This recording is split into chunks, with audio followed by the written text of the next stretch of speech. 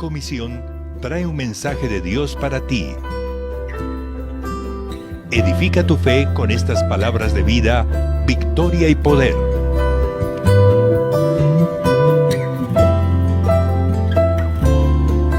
La Gran Comisión, llevando las palabras de Jesús a todo el mundo.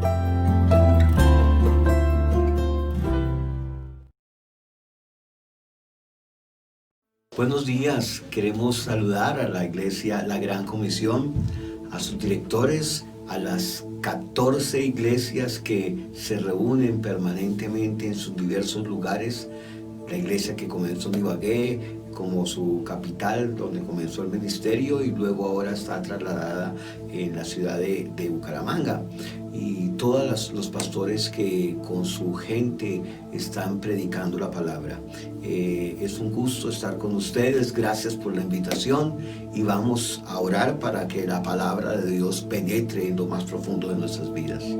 Padre, en el nombre de Jesucristo, nosotros queremos realizar el propósito eterno que tú has colocado en nosotros a través de la predicación incesante de la palabra a tiempo y fuera de tiempo. Que la Gran Comisión no cese en este empeño y que cada persona que reciba la palabra siempre pueda ser uno que dé para la obra del ministerio y pueda ser una persona de influencia para predicar las buenas noticias en el nombre que está sobre todo nombre, el nombre de tu Hijo Jesucristo. Amén. Yo quiero compartir hoy una palabra, es creciendo hacia la multiplicación y la abundancia. En esta escritura yo quiero ir a un texto que es muy conocido, pero que yo creo que nos puede hablar muchísimo a nuestras vidas. Capítulo número 26 del libro de Génesis. Voy a leer desde el verso número 1. Va a ser una lectura un poco larga, pero voy a leerlo la Reina Valera contemporánea. Dice: sucedió que hubo hambre en la tierra, además de la que hubo en los días de Abraham.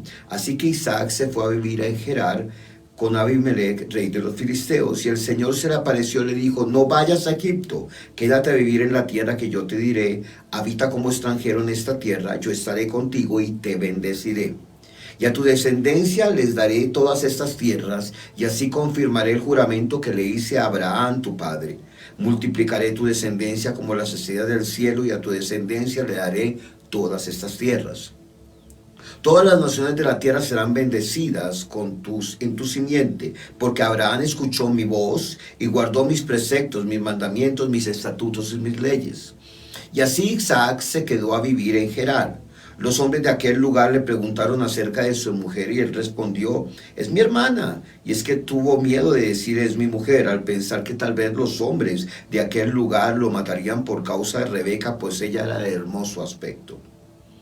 Después de que él estuvo allí muchos días, sucedió que Abimelech, el rey de los filisteos, al asomarse por una ventana vio que Isaac acariciaba a su mujer, Rebeca.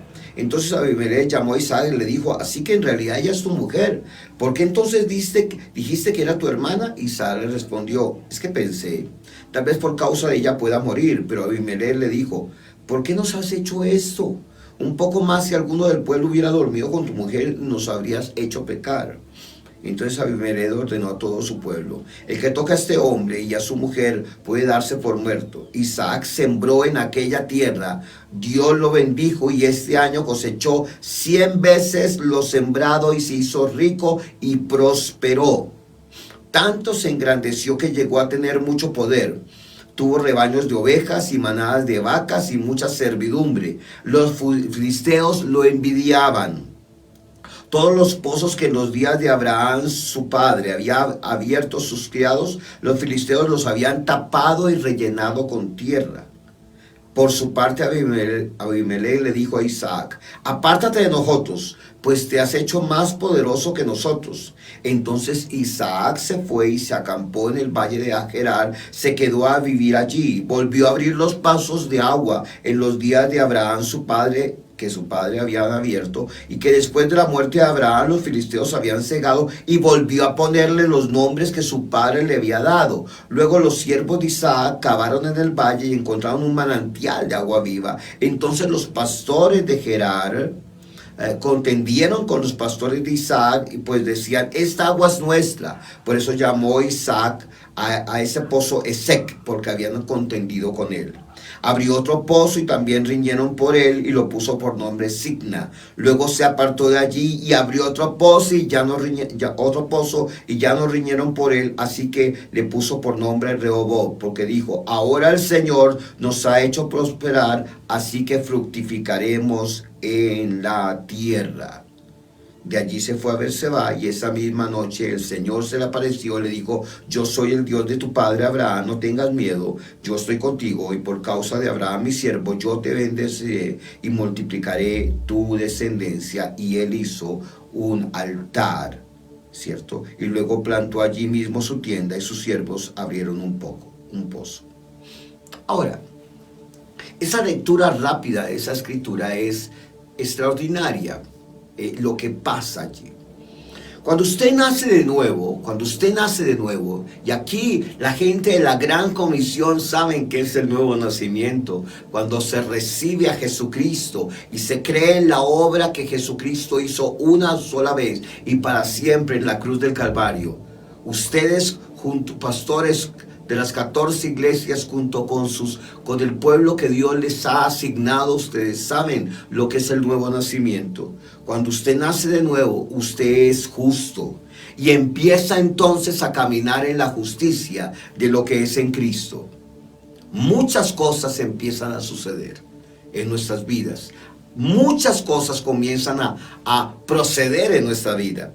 Yo voy a decir algunas de ellas. Número 1, Dios nos libra de la miseria, de la enfermedad y de la muerte. Eso es lo primero que sucede. Él ya lo hizo todo en la cruz del Calvario. Por lo tanto, el Evangelio se trata de Cristo, de lo que Él hizo. Y Él nos libra de la enfermedad, de la miseria y de la muerte. Cristo es nuestra medida. Nadie más es nuestra medida. Número 2. Él empieza a realizar transformaciones profundas en nuestras vidas. Había desorden en la vida, sí, pero Dios empieza a alinear la vida para que el desorden se vaya y para que aparezca la revelación de la palabra que quita cualquier desorden, porque empieza a haber una manifestación poderosa de la palabra. Número 3.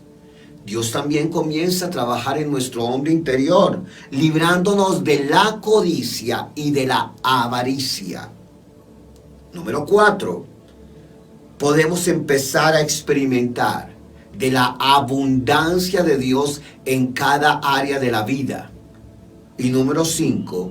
Él desea que seamos unos excelentes administradores de su multiforme gracia para nosotros. Suceden muchísimas más cosas, pero estas 5 cosas que estoy diciendo son como el punto de referencia de esta escritura que vamos a trabajar.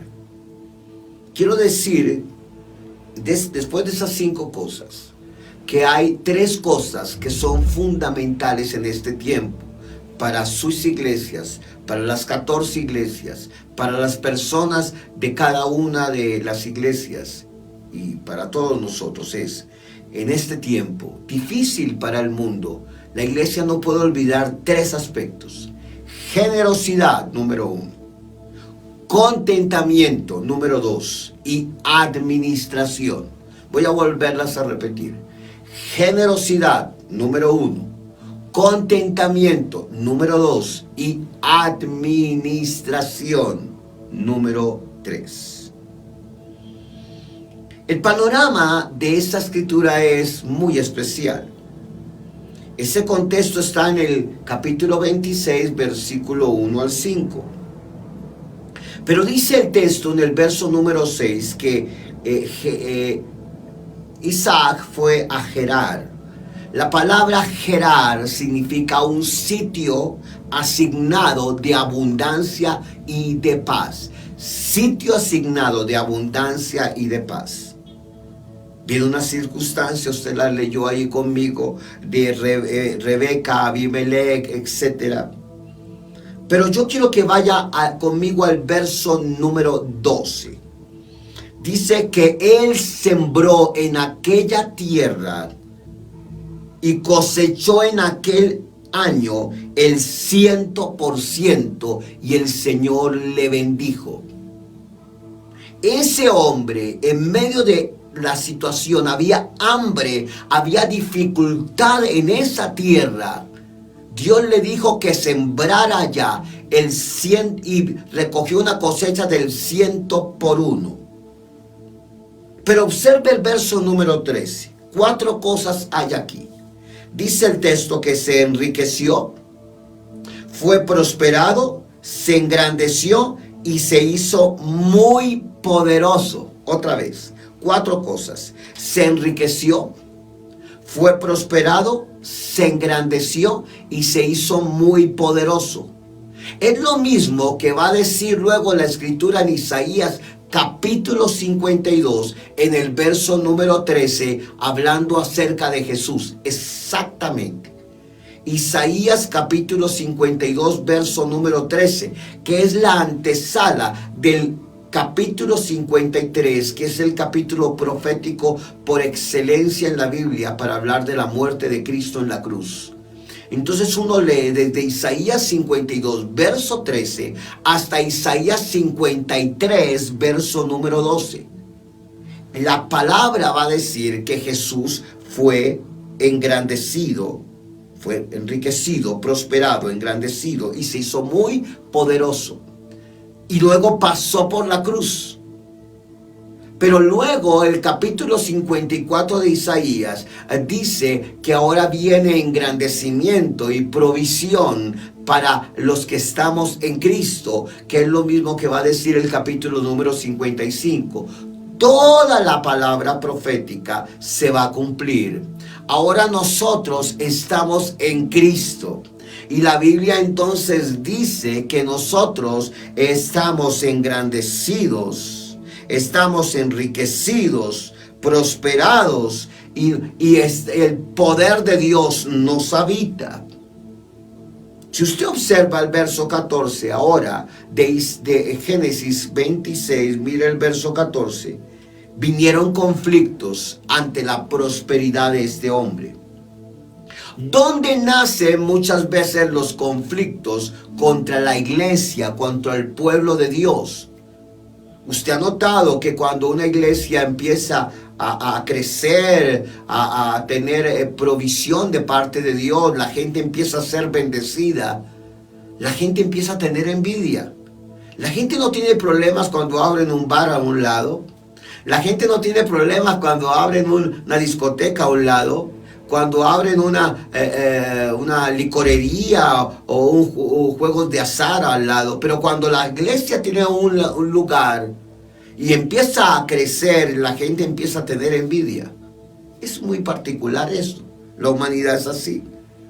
Hubo abundancia en Isaac y hubo envidia en la gente. Vinieron los conflictos, nacieron de la envidia. La gente que lo recibió al principio, ahora le tiene envidia. Lo mismo con los creyentes.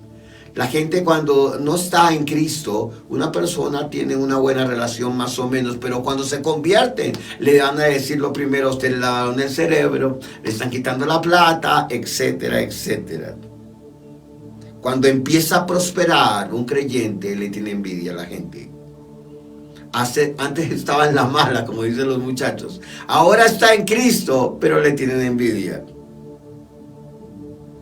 ¿Y sabe qué hicieron? Mire el verso número 15. Le cerraron los pozos. ¿Por qué los pozos son importantes? Porque los pozos es donde irrigaba el agua y donde venían las bestias a comer, venían las vacas a comer, venían los animales a comer, y donde podían crecer los arbustos, las matas, y podían crecer los árboles frutales para que pudieran disfrutar, y verduras, etc. Los pozos eran muy importantes. Le cerraron los pozos. Pero el verso número 16 dice eso. El paquete se amplía ahora. La envidia es fuerte. Por eso la prosperidad de Dios, la integral, no predicamos un evangelio carnal. No predicamos un evangelio de prosperidad donde queremos enriquecernos. No, eso no es el evangelio. Predicamos el evangelio, la gran comisión. Pero la gran comisión del evangelio trae una provisión de parte de él para no enriquecernos. Esa no es la razón de ser, es que ya somos ricos en Cristo Jesús. Pero él quiere que vivamos con la abundancia de su gracia y el don de la justicia. Romanos 5:17, para reinar en esta vida, para poder sembrar en el cuerpo de Cristo, para poder vivir con lo adecuado y aún más de lo suficiente para vivir la clase de vida de Dios, que es una vida buena y es una vida abundante. La voluntad de Dios también es buena, agradable y perfecta. Y Él es un buen padre que cuida a sus hijos, no con codicia, no con arrogancia, sino cuida bien a sus hijos para que los hijos sembremos en la palabra, sembremos en el reino de Dios, es decir, sembremos en la iglesia, en el cuerpo de Cristo. Ahora bien, la prosperidad no es para gente carnal, es para gente espiritual, para gente que tiene claridad cuál es su propósito en la vida. No es para tener 4 carros, 5 carros y dar alarde de eso, orgullo. No es el orgullo. No, es que lo que nos da Él es para que podamos sembrar, para bendecir. Él da semilla al que siembra y pan al que come.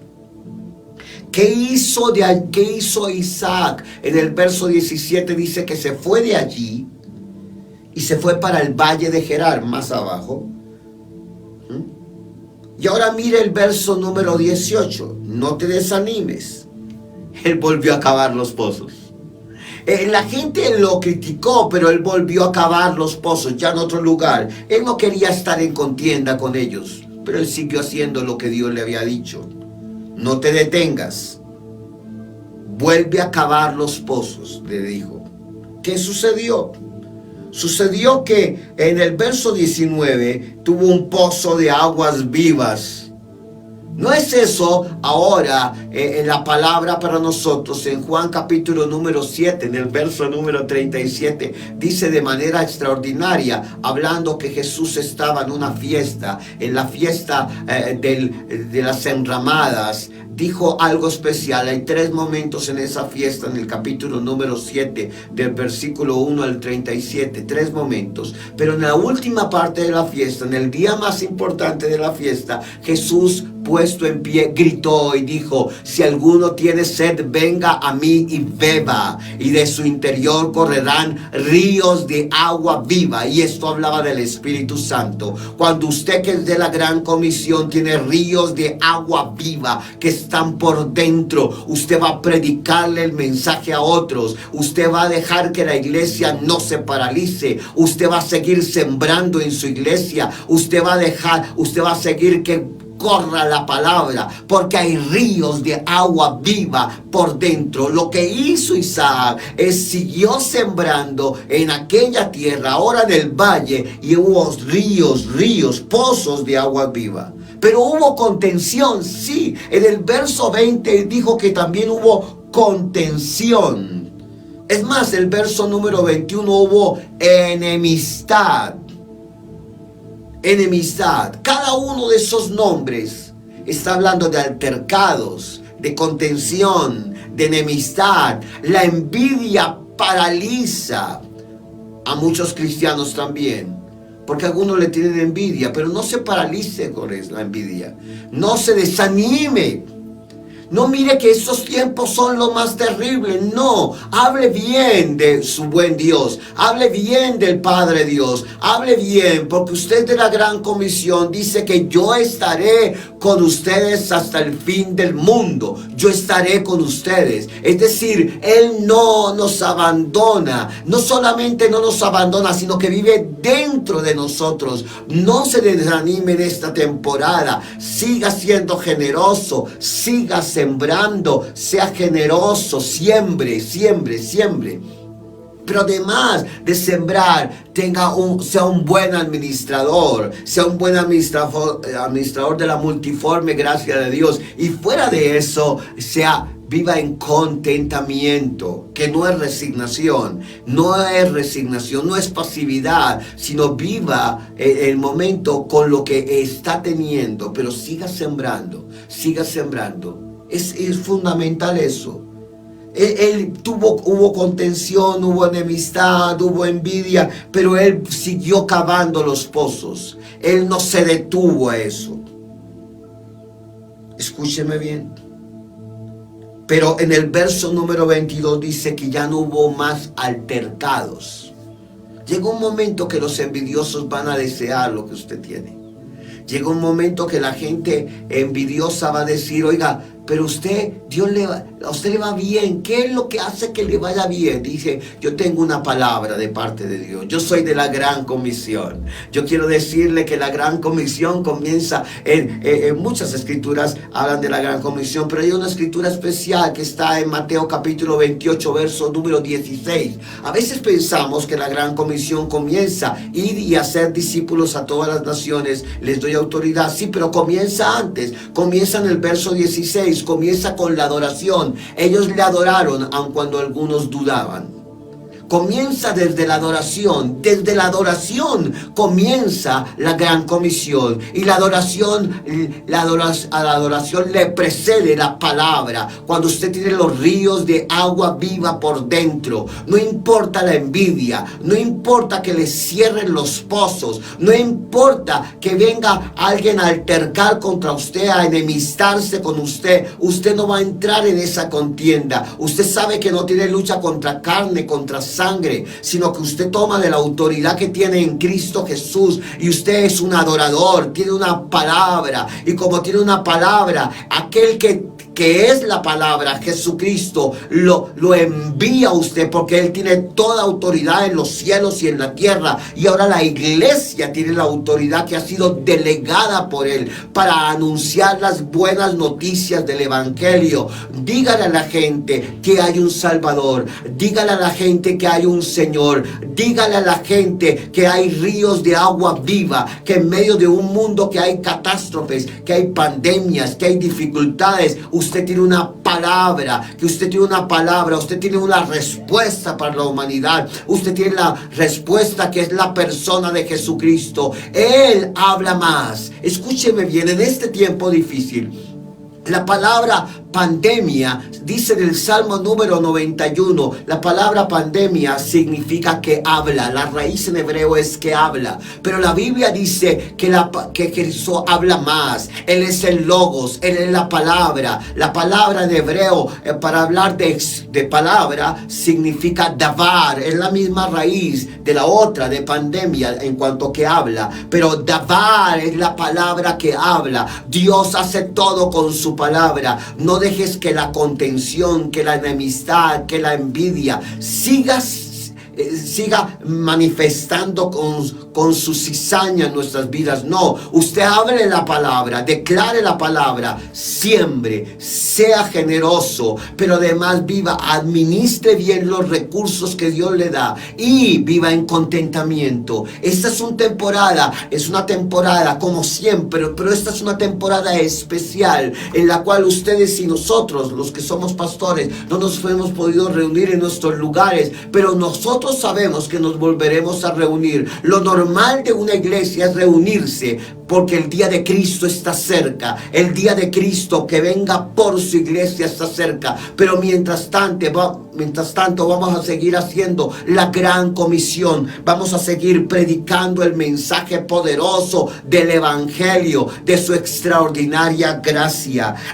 Entonces el Señor lo prosperó a Isaac, como el Señor prospera ahora a su iglesia. Somos de la descendencia de Abraham, de Isaac y Jacob. Ahora no por un asunto biológico, sino por la fe. El padre Abraham. Es más, ahora Jesucristo es de la descendencia de Abraham. Pero los que somos de la fe, fe. Diga, somos de la fe, somos descendientes, no biológicos, pero descendencia espiritual, porque Cristo es la simiente. Él es la simiente, Él es la simiente, y nosotros estamos en la simiente que es Cristo, para ser prosperados, enriquecidos, engrandecidos, para ser bendecidos en todo, porque nuestra bendición no es un carro, nuestra bendición no es una casa, nuestra bendición es una persona que se llama Jesucristo, que cuando tenemos a Jesucristo lo tengo todo, como una canción dice, cuando te tengo a ti lo tengo todo, tú eres mi amado, tú eres la dulzura de mi vida, y Él trae esa provisión para nuestras casas también, porque el proveedor trae la provisión a nuestras casas, así como el Padre envió a su Hijo, quien es la gran provisión. Nosotros tenemos ahora la provisión para bendecir a nuestra casa, a su iglesia local, allí a su iglesia local, a sus pastores, pero para que usted también administre bien los recursos que Dios le ha dado y viva en contentamiento. ¿A quién entonces le damos adoración? Quiero terminar con eso. ¿A quién le damos nosotros adoración? Adoración no es un rito, no es un templo o algo así. La adoración es inherente al corazón humano. Él te quiere hacer crecer hacia la multiplicación, que ha sido el título de esta enseñanza. Pero la multiplicación no viene a causa de tener más simplemente, sino a causa de aprender a sembrar, a causa de ser un adorador, a causa de entender el propósito eterno de Dios, a causa de entendernos en Cristo y solamente en Cristo. ¿A quién le damos adoración? La adoración es inherente al corazón humano.